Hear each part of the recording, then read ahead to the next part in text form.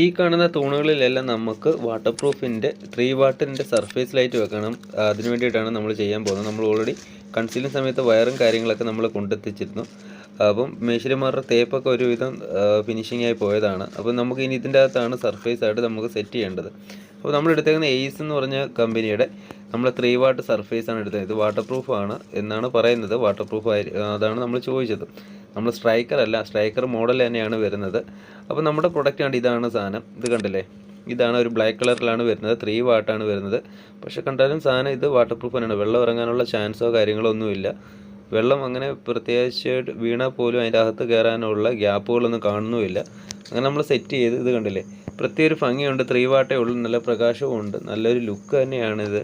ഇങ്ങനെ മതിലുകൾക്ക് നമുക്ക് ഔട്ട് സൈഡിൽ വെക്കാൻ വേണ്ടിയിട്ട് നമുക്ക് ഉപകാരപ്പെടും. എടുക്കുമ്പോൾ വാട്ടർ പ്രൂഫിൻ്റെ തന്നെ എടുക്കാൻ ശ്രമിക്കണം. ഇല്ല എന്നുണ്ടെങ്കിൽ നനഞ്ഞു കഴിഞ്ഞാൽ അത് പുകഞ്ഞു പോകാനൊക്കെ ചാൻസ് കൂടുതലാണ്.